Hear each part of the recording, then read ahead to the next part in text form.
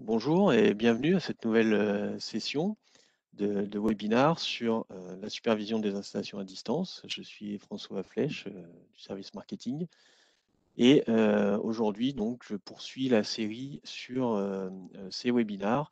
La semaine dernière nous avons parlé des conditions et des briques à construire pour le déploiement de, euh, de solutions web et mobiles.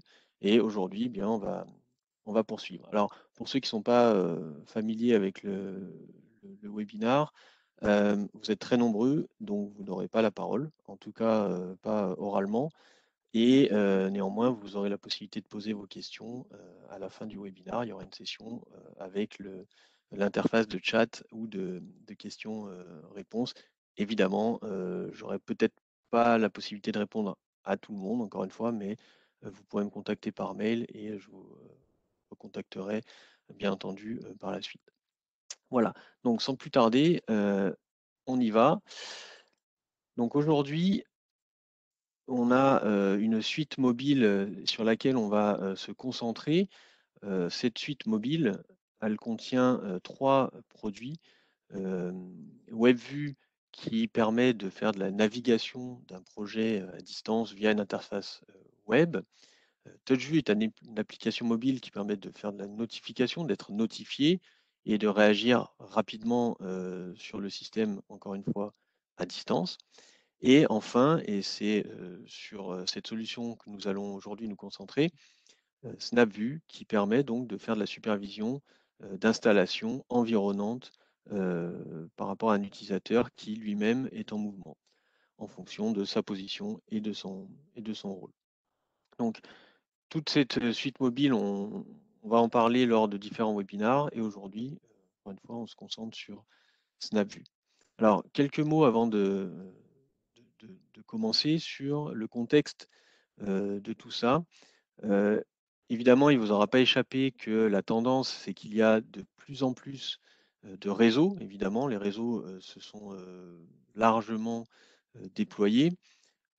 Avec les réseaux, eh bien, il y a eu de plus en plus d'équipements connectés, et j'allais dire d'objets connectés, avec notamment l'avènement de l'IoT, le débarquement de ces objets connectés.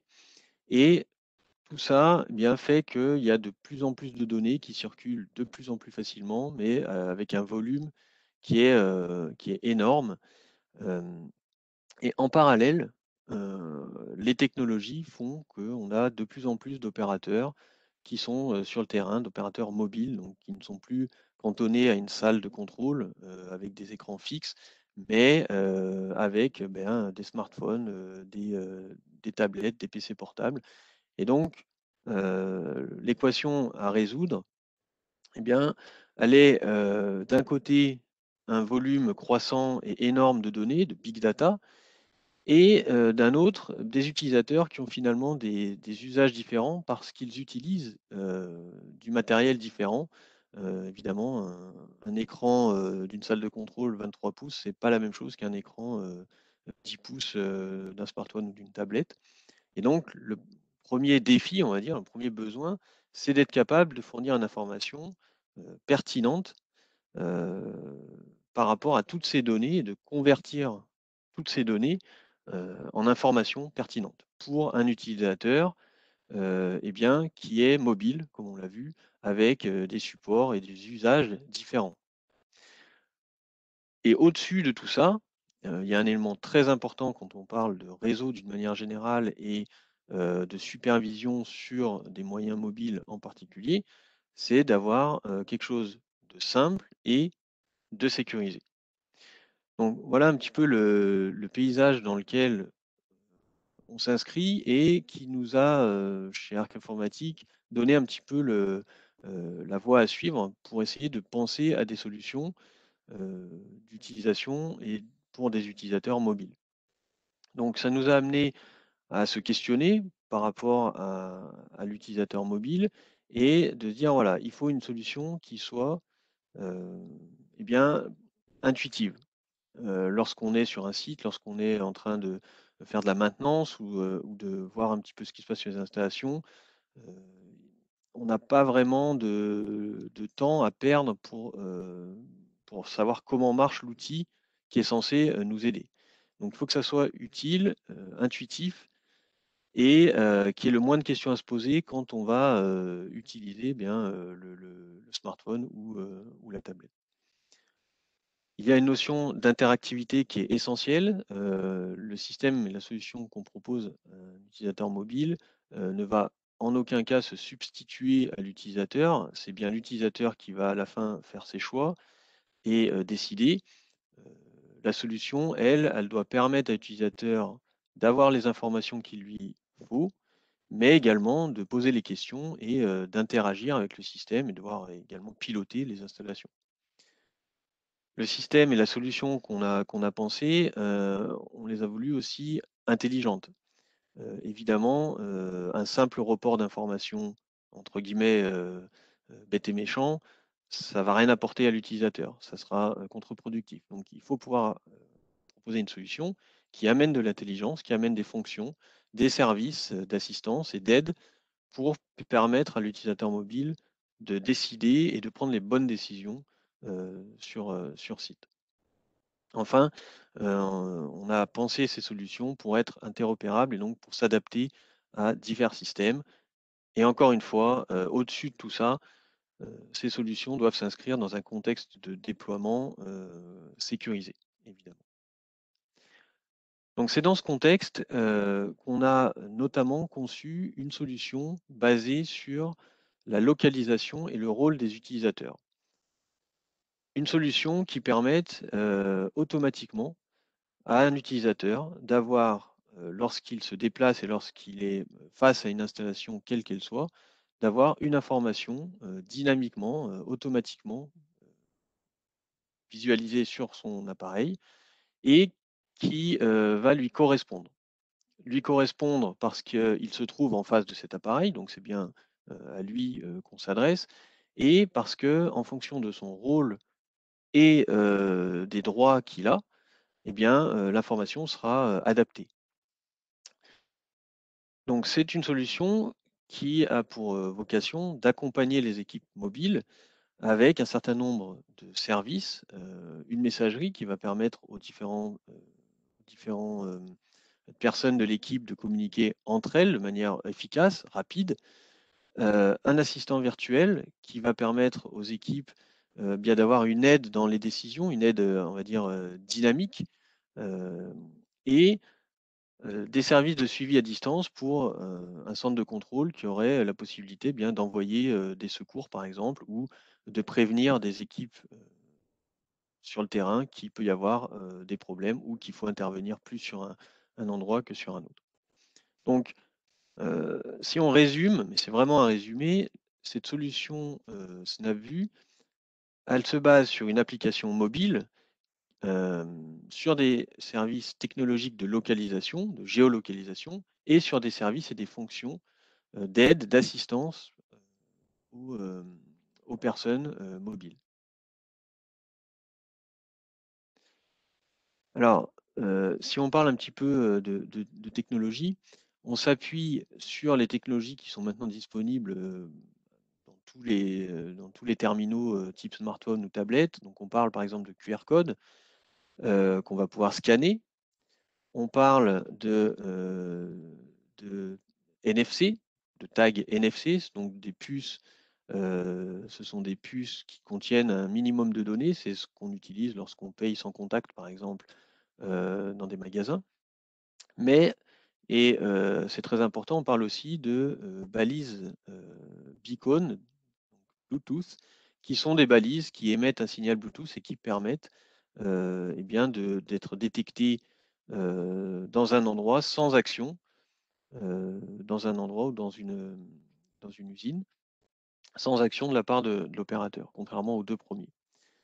Là, on parlait des technologies de micro-géolocalisation, c'est-à-dire en gros de technologies qui permettent de localiser un appareil en intérieur, en espace intérieur. On parle aussi du Wi-Fi, avec la triangulation Wi-Fi. Et on parle aussi de géolocalisation, avec là des moyens technologiques bien connus, le GPS, qu'on peut également exploiter dans notre solution pour localiser les appareils dans un environnement extérieur. Voilà, donc là, c'est les technologies sur lesquelles on s'appuie. Alors, comment tout ça fonctionne? Une petite animation pour fixer les idées. Euh, on a la possibilité ici d'avoir donc un opérateur qui va sur un site. Il a l'application mobile. Il va être détecté ou il va lui-même scanner ou taguer un NFC, ce qui va envoyer des informations sur sa position et sur son identifiant à un serveur. Et le serveur, en fonction donc du rôle et des droits de l'utilisateur, va renvoyer automatiquement sur le smartphone des informations dynamiques permettant de visualiser donc des informations temps réel, de piloter également des équipements. Et comme vous le voyez ici, sans besoin pour l'opérateur de naviguer à travers des menus, de connaître le projet, automatiquement, il a une tâche et il est sur une installation. Le système, entre guillemets, le devine et lui apporte les informations qui le concernent. Il sera également possible pour l'utilisateur de chatter ou d'envoyer des photos, d'envoyer des messages vocaux également à ses collègues ou au centre de contrôle avec une messagerie interne et incluse dans SnapView, et donc d'avoir un certain nombre d'informations sur différentes installations sur site. D'un autre côté, on aura également sur un serveur, sur un centre de contrôle, la possibilité bien, de savoir qu'un intervenant est sur site, à un endroit particulier, qui va pouvoir remonter des informations sur cette installation. On va pouvoir le prévenir en cas d'alerte dont il n'aurait pas connaissance à son niveau, et on va pouvoir enregistrer un certain nombre d'informations qui pourront peut-être permettre par la suite eh bien de mieux comprendre une suite d'événements qui se sont passés. Alors, cette solution, elle a plusieurs bénéfices. Euh, le premier bénéfice, c'est qu'elle permet vraiment à l'utilisateur de s'affranchir de toutes les difficultés qu'il peut trouver habituellement en termes d'usage de l'outil. Je parlais de navigation au travers de menus. On est d'accord que une supervision qui est designée pour un écran 23 pouces sera beaucoup moins efficace lorsqu'on va essayer de naviguer au travers des menus sur un écran tout petit de smartphone. Donc, un meilleur confort d'utilisation, une notion de dynamisme et de proactivité du système qui fait que l'utilisateur n'a pas à se poser de questions, il a l'information qui vient à lui. Donc on crée un environnement interactif qui est vraiment une extension de l'utilisateur. L'utilisateur tend le bras, il a l'information sur son smartphone. L'idée, c'est un petit peu ça.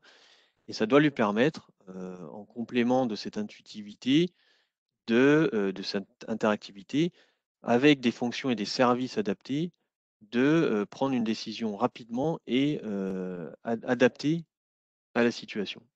Donc on a vraiment une solution qui est là pour aider l'utilisateur de manière intelligente.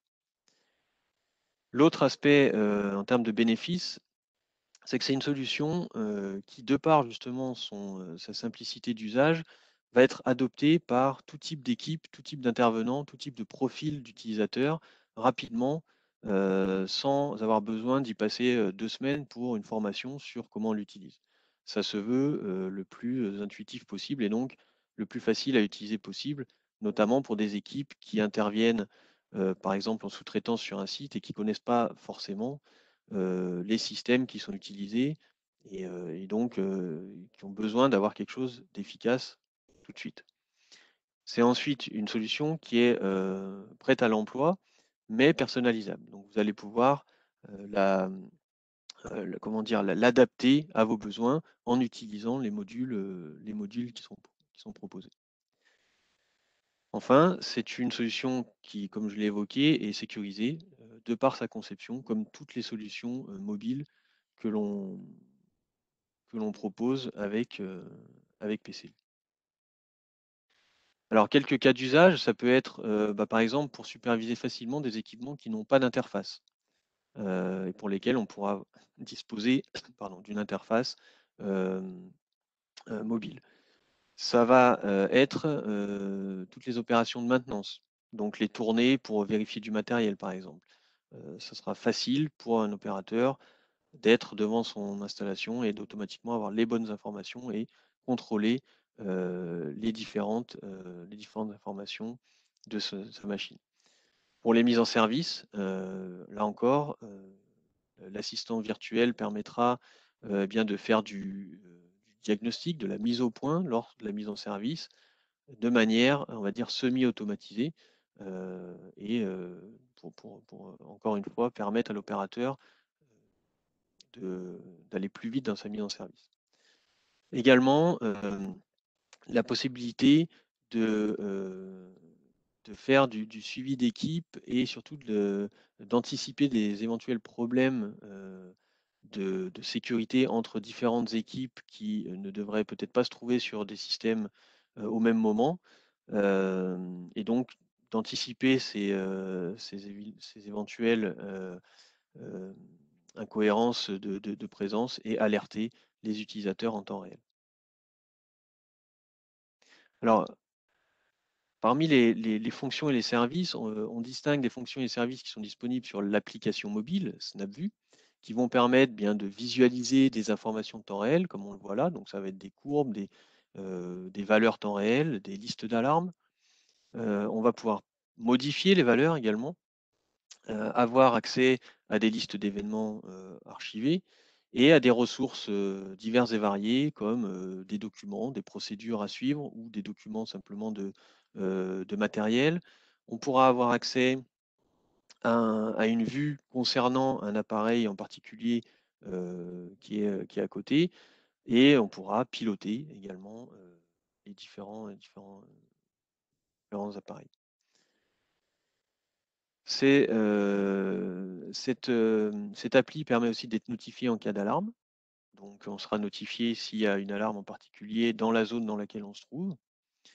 Et comme je l'ai évoqué précédemment, une messagerie instantanée intégrée, ainsi qu'un smartbot, un compagnon virtuel qui va permettre d'effectuer certains scénarios et d'aider dans certains scénarios l'opérateur à réaliser ses tâches.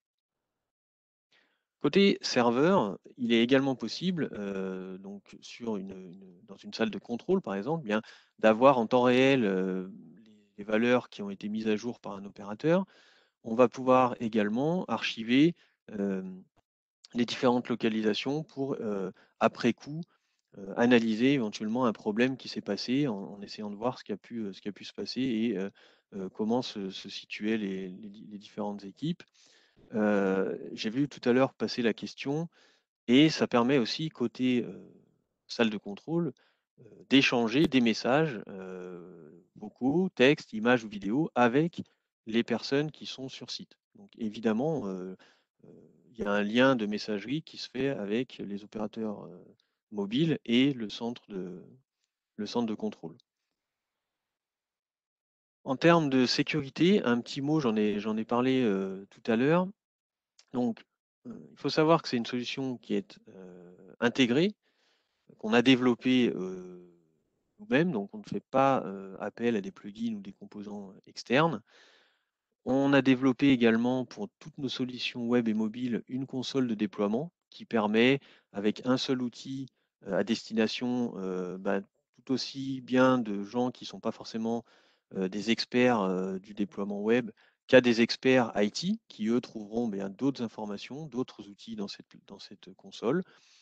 Donc une console qui est faite pour faciliter le déploiement et s'occuper du lien avec tous les composants. On s'appuie sur 2IS par exemple, donc ça va faire le lien avec 2IS, de gérer toute la notion de certificat, de créer vos certificats et de déployer dans un environnement qui, qui a été pensé pour être sécurisé. Donc le déploiement de cette solution-là s'inscrit complètement dans des déploiements que généralement les services IT demandent, les DSI demandent, des environnements avec de la segmentation réseau, l'utilisation de communication sécurisé, donc en utilisant le protocole HTTPS et les certificats qui sont impératifs dans ce cas-là. Les, les réseaux sécurisés, donc les DMZ par exemple. Voilà, donc tout ce dont on a un petit peu parlé la semaine dernière, pour ceux qui étaient là, évidemment, nos solutions s'inscrivent dans ces principes-là, dans ces concepts-là. Alors, un petit mot sur le déploiement, je ne vais pas rentrer dans le détail, il faut simplement savoir que cette solution, donc SnapView, c'est l'appli mobile, mais c'est une solution plus complète, comme vous l'avez compris, avec une intelligence, un serveur d'intelligence.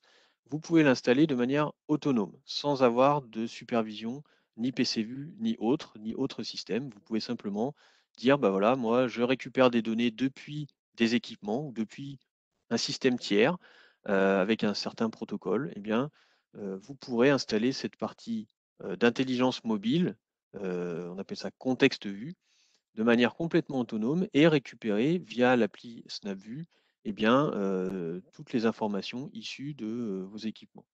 Donc là, on est dans un système autonome, sans supervision, vraiment pour récupérer des informations qui peuvent être des informations issues d'un système tiers, par exemple, auquel vous voulez ajouter la composante mobilité, la composante intelligence géolocalisation. Et à ce moment-là, vous pouvez le faire facilement de manière autonome.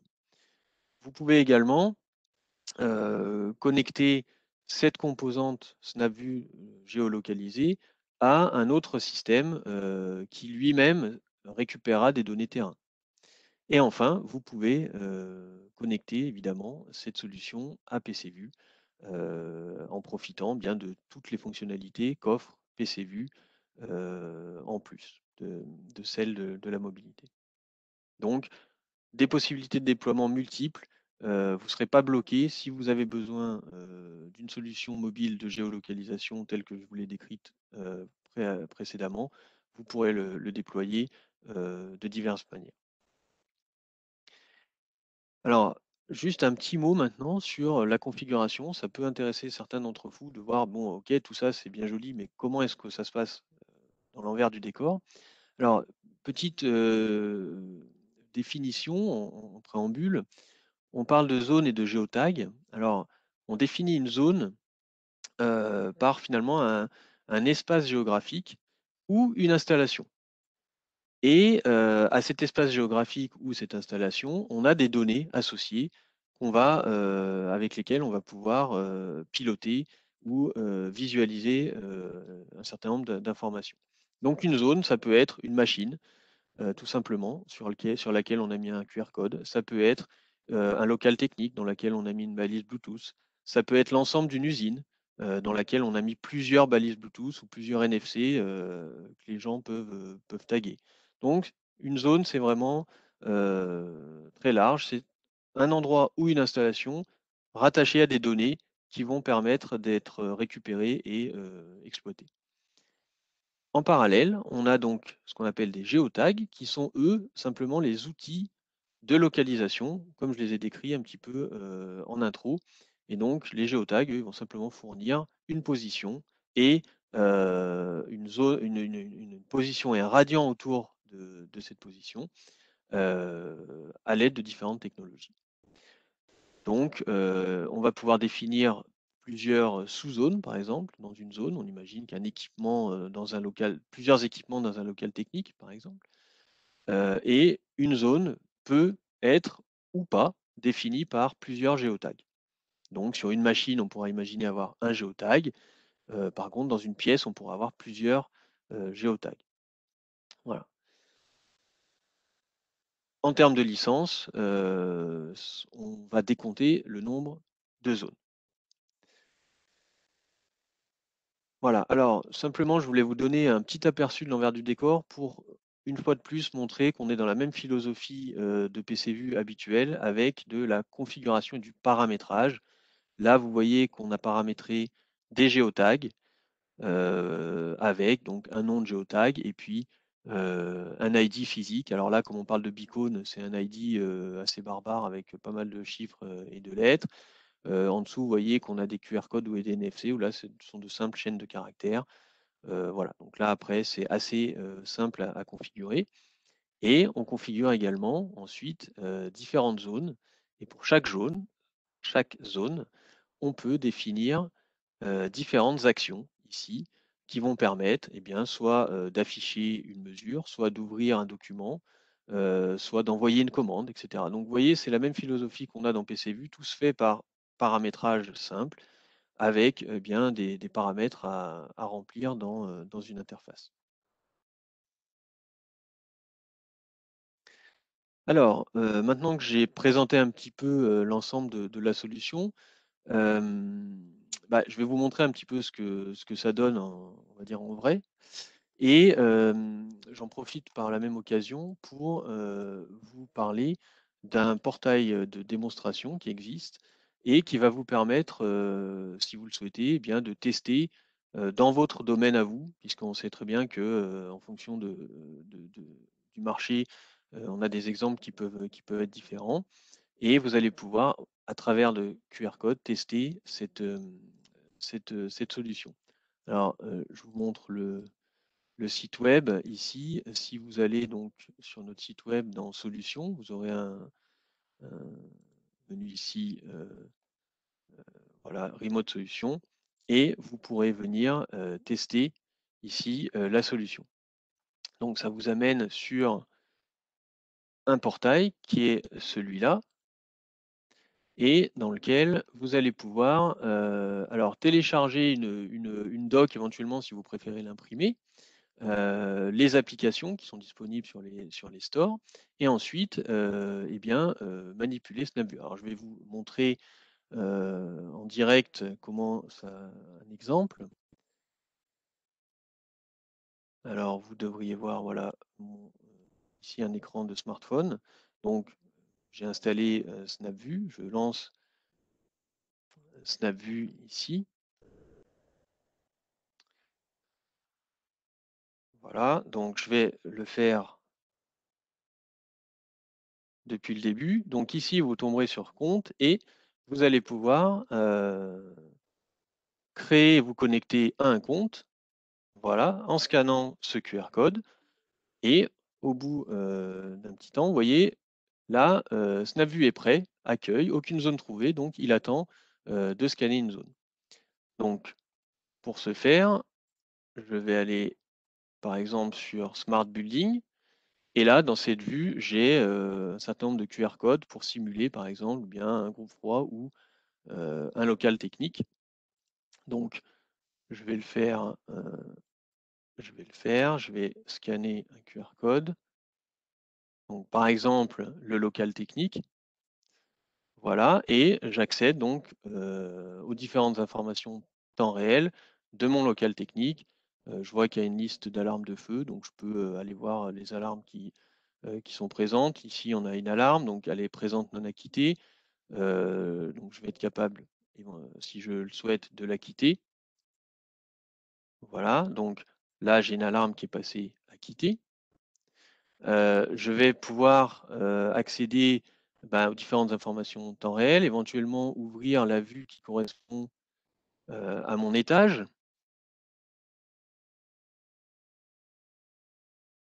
Là, je vais retourner un petit peu l'écran. Donc voilà, là, j'ai la vue qui est à mon étage, donc parce que je me trouve dans le local technique de cet étage-là.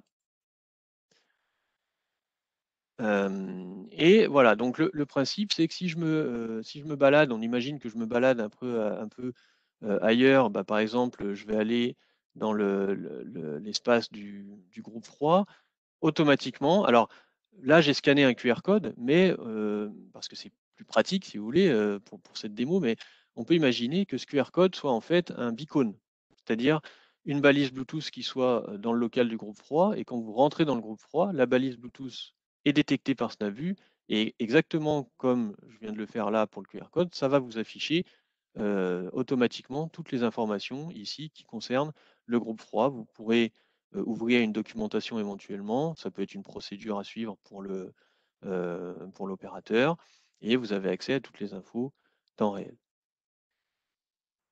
Voilà, donc là, vous avez la possibilité, encore une fois, de le faire par vous-même si vous voulez un petit peu jouer avec, avec plusieurs autres métiers. Voilà, là, vous avez un exemple sur une machine de production, euh, euh, de plastique, d'éléments en plastique. Voilà, donc c'est le même principe.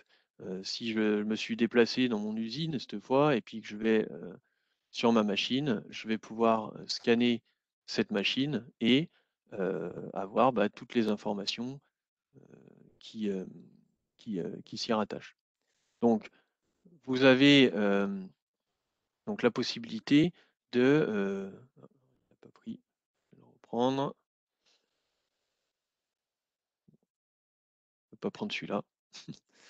Bon, peu importe. Donc, vous avez la possibilité ici de tester dans différents métiers. Donc, encore une fois, ça vous permet de vous faire, de vous faire une idée.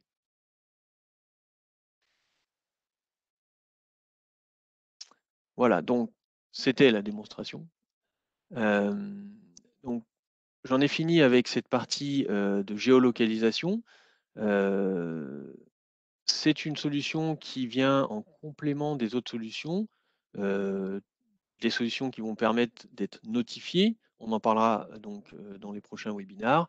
Et la solution qui permet là quelque chose d'un peu plus classique en termes de navigation, mais au travers d'une interface web et ou d'un bureau à distance. Voilà, j'en ai terminé. Le temps est venu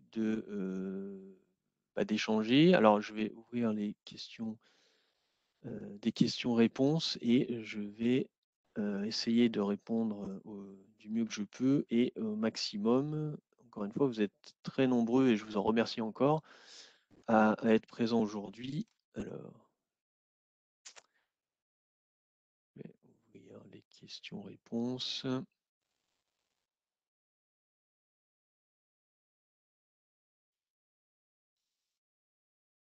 Alors, une question que j'ai évoquée tout à l'heure, la messagerie instantanée fonctionnera-t-elle aussi entre un SnapVue et un PCVue, voire même au sein de clients PCVue entre eux? Alors, c'est une très bonne question. La réponse est oui, dans tous les cas, c'est-à-dire que la messagerie fonctionne entre un client SnapVue et un poste PCVue, et la messagerie fonctionne également entre deux postes PCVue.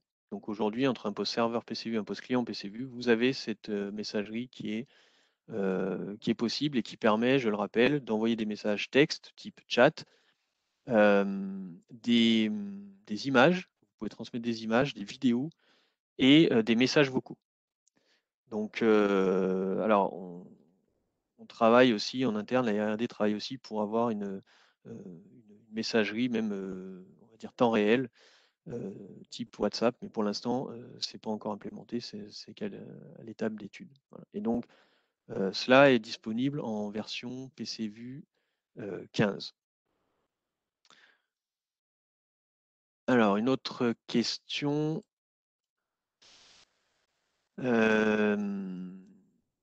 Alors, les protocoles terrain utilisés. Alors, concernant les protocoles d'acquisition, lorsque vous avez la solution de mobilité autonome, c'est-à-dire sans supervision, on est capable de communiquer avec tous les protocoles que vous connaissez déjà dans PCVue. C'est-à-dire que quand la solution est utilisée de manière autonome, on a embarqué quand même tous les protocoles issus de PCVue. Donc finalement, tous les types de protocoles que vous trouvez dans PCVue, vous les avez à disposition si vous voulez utiliser la solution SnapVue seule. Voilà. Alors, je vais m'arrêter là pour les questions. Pour toutes les autres questions, je vous recontacterai en dehors de la session. Sachez, la question a été posée à plusieurs reprises, que ce webinaire va être disponible sur notre chaîne YouTube et que vous allez recevoir le lien dans l'après-midi pour pouvoir y accéder. Voilà, je vous remercie encore de votre présence aujourd'hui. J'espère que vous avez apprécié ce webinaire. N'hésitez pas à nous faire les retours éventuels par mail. Et si vous avez des questions, bien, à nous les poser également par mail.